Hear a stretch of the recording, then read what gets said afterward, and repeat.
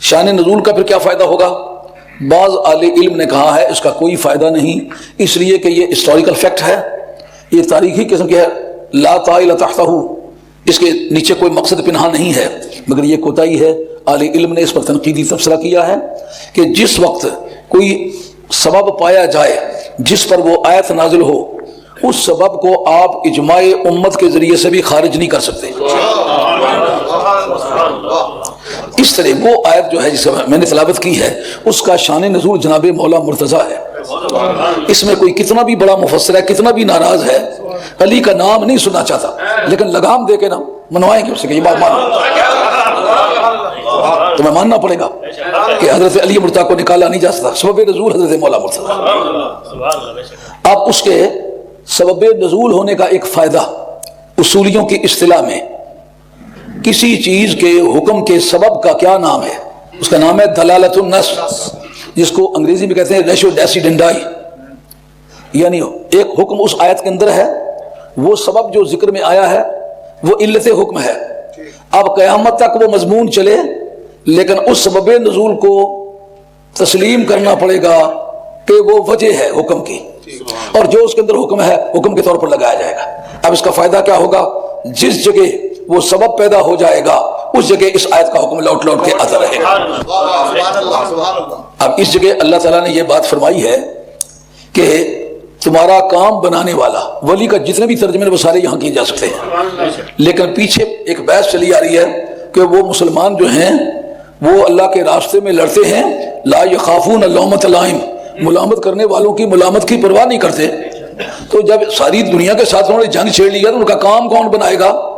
کا کام بنانا اللہ کا کام ہے، اس لیے یہاں ولی کا معنی کارساز کا ہے، ما لکم من دون اللہ من ولی ولا نصیر، عام طور پر ترجمہ تمہارا کوئی کام بنانے والا نہیں، یہ وہی ہے نا کام بنانے والا، اسی کا یہی لفظ ہے نا، تمہارا کوئی ولی نہیں، تو وہ تمہارا کیا ہوا ترجمہ ہم استعمال کرتے ہیں کہ تمہارا کارساز کون ہے، کام بنانے والا کون ہے، بگڑے ہوئے کام بنانے والا کون ہے، بگڑی بنانے والا کون ہے، مشکلیں حل کرنے والا کون ہے؟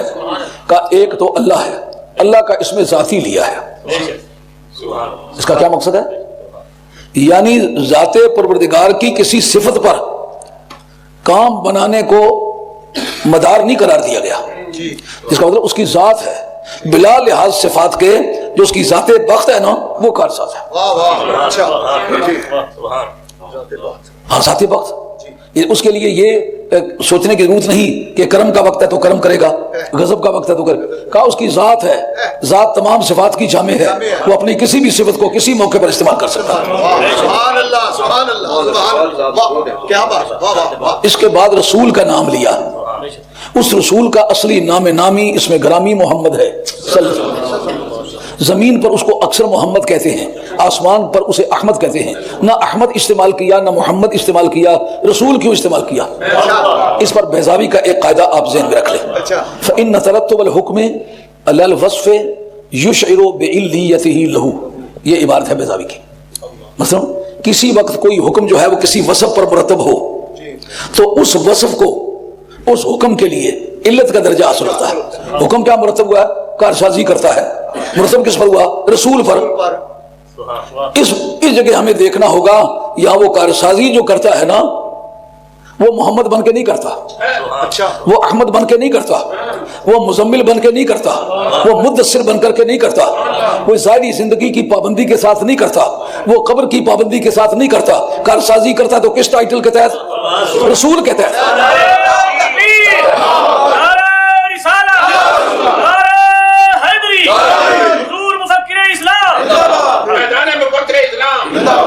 تمہیدی مقدمات میں نتیجے کی ایک دھندلی سی تصویر چھلکنے لگتی ہے تو آدمی بے ساختہ نعرے لگانے لگتا ہے، اس وقت مجھے کوفت ہوتی ہے مجھے نتیجہ نکالنے دے۔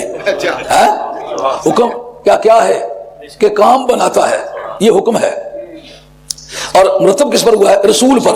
اس کا مطلب یہ ہے کہ کارسازی کا دار و مدار رسالت پر ہے، وہ کس کس کا کام بناتا ہے؟ کہ جس کا وہ رسول ہے، رسول پوری کائنات کا ہے، اس لیے پوری کائنات کے کام سنوارنے کی خدا نے اس کو صلاحیت عطا فرمائی ہے۔ کیا اس میں کسی جن، کسی فرشتے، کسی انسان، کسی حیوان، کسی مخلوق کی کوئی تحدید ہے، کوئی لمیٹیشن ہے؟ کوئی نہیں۔ اس کا مطلب ہر ایک کی مشکل آسان کر سکتا ہے، ہر ایک کی بگڑی بنا سکتا ہے۔ طریقہ بتلایا کون سی طریقے سے کرتا ہے؟ کا میتھڈالوجی کی بھی کوئی پابندی نہیں، جس کا معنی یا رسول جس طرح چاہے، جب چاہے، جہاں چاہے، جس مشکل کو چاہے، جس حالت میں چاہے وہ حل کر سکتا ہے۔ یہ لفظ رسولہ میں ہے۔ کب تک حل کر سکتا ہے؟ کہ جب تک رسول ہے۔ سمجھ گئی بات؟ رسالت کے ٹائٹل سے یہ بات طے ہو گئی کہ نبی کی جورسڈکشن کی لمٹ کیا ہے، کہ جب تک رسالت زندہ ہے، مشکل کشائی زندہ ہے، تو میرے نبی کی رسالت دنیا میں بھی زندہ ہے، قبر میں بھی زندہ ہے، برزخ میں بھی زندہ ہے، قیامت میں بھی زندہ ہے۔ اس لیے میرے نبی کی مشکل کشائی کے راستے میں کوئی ٹائم نہیں۔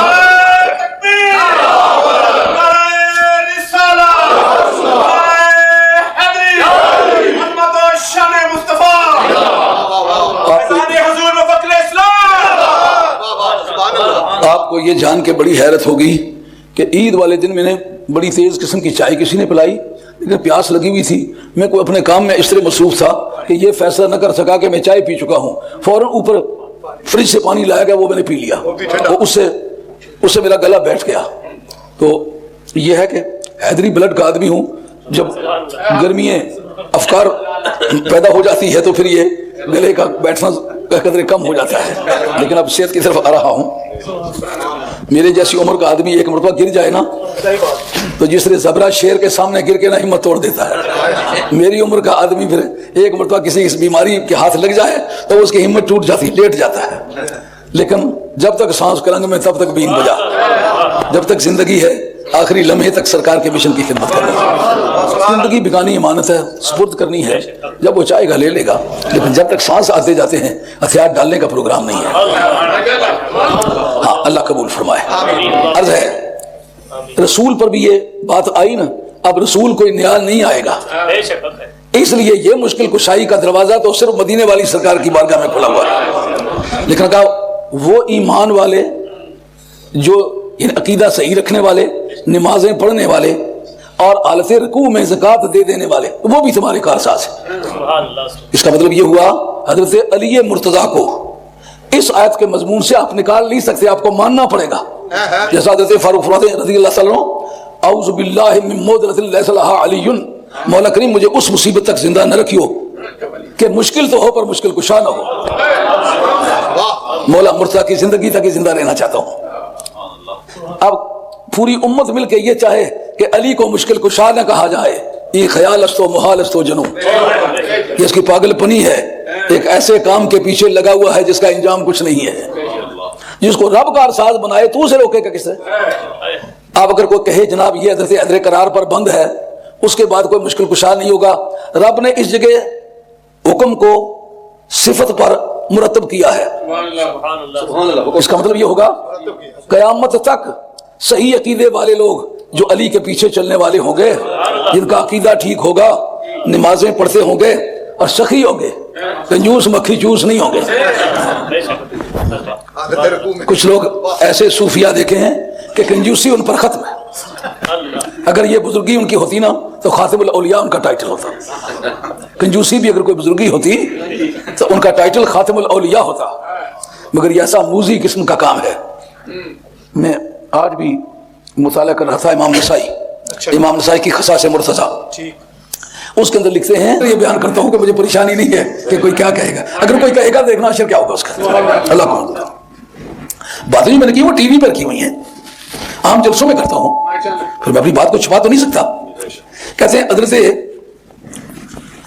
صدیق اکبر سے لے کر کے رضی اللہ تعالیٰ تو حضرت عثمان غنی رضی اللہ کو ایک دوسرے کو فضیلت دیا کرتے تھے، لیکن جناب حیدر قرار کا نام نہیں لیا۔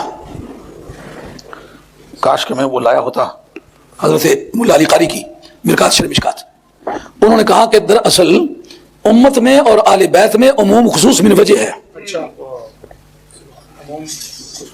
بلکہ عموم خصوص مطلق ہے کہ ہر فرد آل بیت کا امت ہے، لیکن ہر فرد امت کا آل بیت نہیں ہے۔ جسے آپ کہیں غوث اور کتب، ہر غوث اور کتب یہ مومن ہیں، لیکن ہر مومن غوث اور کتب نہیں ہے۔ وہ کہتے ہیں کہ اہل بیت کے احکام اخص ہیں، وہ امت کی بات کر رہے تھے، سمجھے بات؟ وہ امت کی بات کر رہے، اہل بیت کی بات نہیں کر رہے تھے، پھر اہل بیت کے بارے میں کس نے سمجھ لیا کہ یہ اہل بیت کے بارے میں نہیں کر رہے تھے؟ یہ میرے ہاتھ میں اٹھی ہوئی ہے کتاب، یہ سید سلیمان بن ابراہیم کندوزی حنفی رحمۃ اللہ تعالیٰ کی کتاب ہے، یہ نابیل الموضع اس کا نام ہے، اس کا صفحہ 178 ہے۔ حضرت ابو وائل رضی اللہ تعالیٰ یہ تابعین میں سے ہیں۔ جس وقت حضرت فاروق اعظم نے پولیس ڈپارٹمنٹ ریز کیا تھا تو پہلے انچارج حضرت ابو ہریرہ رضی اللہ تعالیٰ تھے، اور دوسرے اس کے انچارج ابو وائل تھے۔ ابو وائل بڑے ذمہ دار تابعی تھے، کسی وقت فاروق اعظم رضی اللہ عنہ نے ان کو ڈائریکٹر آف ججز مقرر کیا تھا، بڑا آدمی ہے یہ۔ حضرت عبداللہ بن عمر رضی اللہ عنہ کے خاص شاگردوں سے بھی ہیں۔ اس جگہ ابو وائل کہتے ہیں کہ قال كنا اذا عددنا اصحاب النبی صلی اللہ علیہ وسلم قلنا ابو بکر و عمر و عثمان، کہ حضرت عبداللہ بن عمر کہا کرتے تھے ہم جس وقت صحابہ کا نام لیا کرتے تھے تو پہلے صدیق اکبر کا نام لیا کرتے تھے، پھر فاروق اعظم کا نام لیا کرتے تھے، پھر عثمان غنی کا نام لیا کرتے تھے، اور اس کے بعد ہم چھوڑ دیا کرتے تھے۔ اس فقال رجل لابن عمر، ایک آدمی کھڑا ہو گیا، انہوں نے کہا بہت مرتبہ آپ کی زبان سے صدیق اکبر کا اسم گرامی سنا ہے، فاروق اعظم کا نام سنا ہے، عثمان غنی کا نام سنا ہے، علی مرتضیٰ کے بارے میں آپ کی کیا رائے ہے؟ سمجھا گیا سوال؟ یعنی بات کھٹکی۔ اس کا مقصد یہ ہے صحابہ اور تابعین میں اگر کوئی صف اول کا نام لے، مولا مرتضیٰ کا نام چھوڑے تو وہ پھر اس کے بارے میں مشکوک رائے پیدا ہو جاتی تھی۔ ان کا اس کی وضاحت کریں، ان کا فعلی ما ہوا، بتاؤ علی کے بارے میں تمہارا کیا رائے ہے؟ قال ان علی من آل البیت لا یقاس بہ احد، کہ حضرت علی جو ہیں وہ تو آل بیت میں سے ہیں، ان کے برابر کا تو کوئی نہیں ہے۔ جی وہ مع رسول اللہ صلی اللہ علیہ وسلم فی درجتہ ہی، وہ تو نبی کریم علیہ الصلوۃ والسلام کے ساتھ ہوں گے، اسی کلاس میں ہوں گے جنت میں جس جگہ سرکار ہوں گے۔ اور اس پر محب الدین طبری نے واضح طور پر لکھا کہ یا علی انت فی قصری، جس محل میں جنت میں ہوں گا تیرا ڈیرا بھی وہیں ہوگا۔ لیکن اس پر یہ آیت پیش کرتے ہیں، اس پر یہ آیت پیش کرتے ہیں، کہتے ہیں الذین آمنوا واتبعتهم ذریتهم بایمان الحقنا بهم ذریتهم وما التناهم من عمل من شیء۔ سورہ طور کی آیت نمبر 21، وہ لوگ جو ایمان لائے، اس کی ترکیب ناوی خاصی مشکل ہے، اس وقت نہیں بتاتا کیونکہ کسی وقت ایسا بھی معاملہ آنے والا ہے کہ جو اکھاڑے میں پوچھوں گا تو 100 مرتبہ بھی دیکھی ہوئی ہوگی تو لے جائے گا بندہ۔ الذین آمنوا واتبعتهم ذریتهم، وہ لوگ جو ایمان لائے اور ان کی اولادوں نے ان کی پیروی کی، کیا کریں گے ہم؟ الحقنا بہم ذریتهم، قیامت کے دن ہم ان کی اولادوں کو ان باپوں کے ساتھ ملائیں گے۔ وما التناهم من عملهم من شیء، تو جن باپوں کی کلاس میں ان کی کمزور اولاد کو لے جائیں گے ان باپوں کے اعمال میں سے کٹوتی نہیں کریں گے۔ یعنی حضرت صدیق اکبر رضی اللہ عنہ کی اولاد پاک ہوگی، اگر عقیدے میں انہوں نے پیروی کی حضرت صدیق اکبر کی، عمل ان جیسے نہیں بھی ہو سکے، صدیق اکبر کے ساتھ ہوں گے۔ فاروق اعظم رضی اللہ عنہ کی اولاد ہوگی، عقیدہ فاروق اعظم والا رکھا، عمل فاروق اعظم جیسے ان کے لیے ممکن نہ تھے، قیامت کے میدان میں جناب فاروق اعظم کے وسیلہ جلیلہ سے فاروق اعظم کے ساتھ ہوں گے۔ حضرت عثمان غنی کی اولاد حضرت عثمان غنی رضی اللہ عنہ کے ساتھ ہوگی، لیکن مدینے والی سرکار کی اولاد مدینے والے کے ساتھ ہوگی۔ کیوں بھائی؟ خاتون جنت سرکار کے ساتھ ہوں گی کہ نہیں ہوگی؟ حسن حسین ساتھ ہوں گے کہ نہیں ہوں گے؟ علی مرتضیٰ کو سرکار نے خود فرمایا کہ یا علی انت فی قصری، کہ جنت میں جس محل میں میرا قیام ہوگا اسی محل میں تیرا قیام ہوگا۔ اچھا آگے وہ بیان کرتے ہیں، فی کنوز دقائق نحن آل بیت فلا یقاس بنا احد، ہم جو آل بیت ہیں ہمارے اوپر کسی کو قیاس نہیں کیا جا سکتا۔ علامہ دہلوی نے، یہ میرے پاس کتاب میں اتفاقاً لے آیا ہوں، کسی مطالعے کے لیے ضرورت تھی، اس میں مسند الفردوس علامہ دہلوی اور حضرت انس حدیث کے راوی ہیں، سرکار کا فرمانا ہے نحن آل بیت فلا یقاس بنا احد۔ پوری دنیا میں آپ کے پیر و مرشد کی جتنے بھی خلیفے ہیں وہ حضرت پیر صاحب کی اولاد کے برابر سمجھے جاتے ہیں؟ نہیں سمجھے جاتے نا، کیوں؟ وہ ان کا خون ہے، ان سب لوگوں نے ان سے استفادہ کیا ہے، اپنے پیر کی اولاد کو اپنے مقابلے میں معظم سمجھنا پڑے گا۔ تو جب پوری دنیا کے پیروں کی اولاد ان کے مریدوں سے افضل ہے تو سرکار تاجدار مدینہ علیہ السلام پوری سمجھائی بات؟ آگے دہلوی کے اندر یہ مسند الفردوس دہلوی کے اندر یہ حدیث بھی موجود ہے، نحن بنو عبد المطلب سادات آل الجنہ، ہم جو اولاد بنو مطلب میں سے ہیں جنت کے ہم سردار ہوں گے۔ کون کون ہوں گے یہ یا رسول اللہ صلی اللہ علیہ وسلم؟ کہتے ہیں وفی سنن ابن ماجہ انس ابن مالک، سنن ابن ماجہ کے اندر بھی حدیث حضرت سے انس رضی اللہ عنہ کی، چونکہ لگاتار 10 سال سرکار کی خدمت میں رہے نا، اس لیے صحت حدیث میں ان کا بڑا پایا تو صحیح ہوتا ہے۔ کہتے ہیں سرکار کی بارگاہ میں قال سمیت رسول اللہ صلی اللہ علیہ وسلم یقول، سرکار نے یہ بات فرمائی کہ نحن ولد عبد المطلب سادات آل الجنہ، ہم جو عبد المطلب کی اولاد میں سے ہیں جنت میں ہم سردار ہوں گے۔ جی کون کون ہوگا؟ کہا انا، میں سردار ہوں گا، وہ حمزہ سردار ہوگا، وہ علی علی سردار ہوگا، وہ جعفر، اور جعفر طیار سردار ہوگا، والحسن والحسین، حسن سردار ہوگا، حسین سردار ہوگا، والمہدی اور امام مہدی آخر الزمان سردار ہوگا۔ بات خیال میں یہ ہے؟ اچھا یہ کہہ سکتا ہے جی یہ کتاب میں نے کبھی دیکھی نہیں، کبھی سنی نہیں، جنابی الموضع یہ زیادہ مشہور کتاب نہیں ہے، آئیے آپ کو مشہور سنا دیتے ہیں جی۔ ابن جوزی یہ مناقب امام احمد حنبل لکھے جی، صفحہ 163 ہے۔ ملاحظہ فرمائیے کہ اس مقام پر حضرت امام احمد حنبل سے کیا پوچھا گیا اور انہوں نے کیا جواب دیا۔ بغداد شریف ایک محلہ جس کا نام ہے کرخیہ، وہاں کرخ کے رہنے والے لوگ آ کر آباد ہوئے، اس محلے کا نام ہی کرخیہ ہے۔ ویسے کوئی بھی آدمی اس صبح کرخ کا رہنے والا ہو اس کو بھی کرخی کہتے ہیں، جیسا کہ ابوالحسن کرخی ہیں وغیرہ وغیرہ۔ اس جگہ آپ کے وہ صاحبزادے جن کا نام ہے عبداللہ، جنہوں نے حضرت امام احمد بن حنبل کے مسند کو ترتیب دیا ہے، وہ کہتے ہیں کہ فجاءت طائفۃ من الکرخیہ، کرخیہ محلے کے کچھ لوگ آئے، فذکروا خلافت ابی بکر و خلافت عمر و خلافت عثمان، ان خلفائے راشدین کے اسماء پاک انہوں نے لیے، ان کی خلافت کا ذکر کیا۔ کہتے ہیں وذکروا خلافت علی بن ابی طالب، جناب حیدر کرار کی خلافت کا بھی ذکر کیا، فزادوا و اطالوا، کافی زیادہ باتیں انہوں نے کی، لمبی چوڑی باتیں کی۔ اس کے بعد فرفع ابی راسہ الیہ، اس حضرت عبداللہ کہتے ہیں میرے ابا جی نے ان کی طرف سر اٹھا کے دیکھا، ان کرخیہ کے لوگوں کی طرف، کہتے ہیں فقال یا اولائے، کہو جوانو سنو بات، قد اکثرتم القول فی علی والخلافہ، تم نے علی کا نام بھی لیا اور خلافت کے بارے میں کافی باتیں کی ہیں۔ ان الخلافۃ لم تزین علیا، خلافت نے علی کو زینت نہیں بخشی، بل علی زینہا، علی نے خلافت کو زینت بخشی۔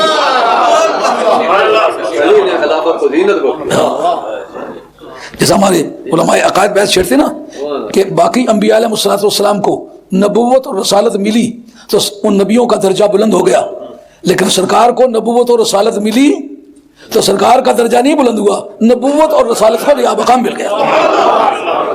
علامہ بیضاوی کے شارحین نے بھی اس آیت کے تحت یکادو زیتھہا یضیء ولو لم تمسسہ نار، اس کے تحت لکھا ہے قریب ہے کہ اس کا تیل روشنی دے جبکہ آگ نے اس کو نہ بھی چھوا ہو۔ تیل سے مراد کیا ہے؟ حقیقت حقہ محمدیہ، آگ نے نبی چھوا ہو، یعنی آپ کو نبوت نبی مرحمت کی گئی ہو، آپ کو نبوت رسالت نبی دی گئی ہو، تو پھر بھی پوری کائنات کی سربراہی کا تاج سرکار کے سر پر ہے۔ اس کے تحت رکھا، سمجھے آگے کہتے ہیں یہ بات چلتے چلتے آگے گئی، اس وقت حدیث سفینہ آپ نے بیان کی۔ حدیث سفینہ اس حدیث کا نام ہے جو سرکار نے فرمایا الخلافت من بعدی 30 سنۃ، میرے بعد 30 برس تک خلافت رہے گی۔ اس کے راوی حضرت سفینہ رضی اللہ عنہ، اس لیے جب حدیث سفینہ کہیں تو اس کا مطلب وہ حدیث بیان ہوئی ہوگی جس میں سرکار دو عالم علیہ السلام کے بعد خلافت کے 30 برس کے پیریڈ کا ذکر ہے، وہ حدیث ہے۔ اب دیکھ لیجیے، وہ سنیے کیا کہتے ہیں۔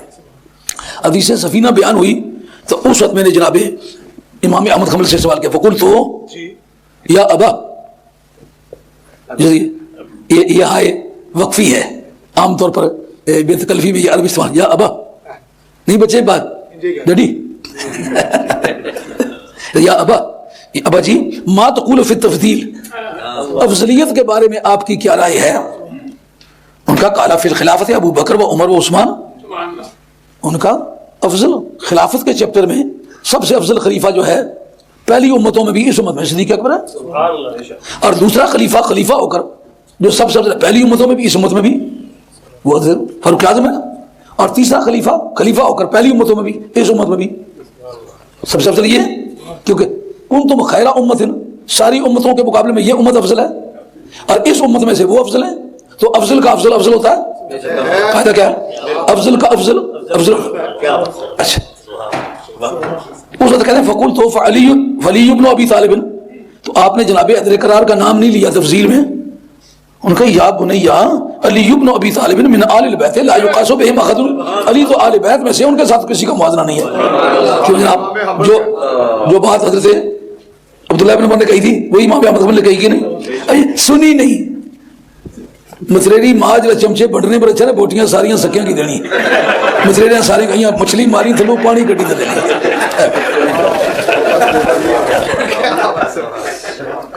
یا اب 1.25 گھنٹہ بول چکا ہوں، بقیہ مضمون انشاءاللہ مولانا کے ڈیلے برکات بری میں ہوگا تو اس کی باقی تفصیلات وہاں عرض کریں گے، اور انشاءاللہ دلچسپ ہوگی۔ اور جیسا وہ زخموں پہ نمک لگایا جاتا ہے نا، تو آدمی بہت بے چین ہوتا ہے. کئی لوگ میری یہ تقریر سنیں گے نا ان کے زخموں میں نمک لگے گا. لیکن مجھے گھبراہٹ لیے نہیں کہ میں کتاب کے ریکارڈ سے بات کر رہا ہوں, اور ایسی بات نہیں کہ جو کسی غیر معتبر کی ہو. ایک بات مجھے 100 بات بتاؤں گا انشاءاللہ. یہ بھی بے چینی نہیں ہے مجھے کہ پوچھیں گے تو ایک بات میں بتا چکا ہوں. یہ کل آپ کو پتہ چل جائے گا کہ میں نے جو بات بتائی ہے ایک آدھ بات ہی مجھے یاد ہے جو میں نے کافی کام کیا ہوا ہے. اب آپ سے اجازت چاہتا ہوں.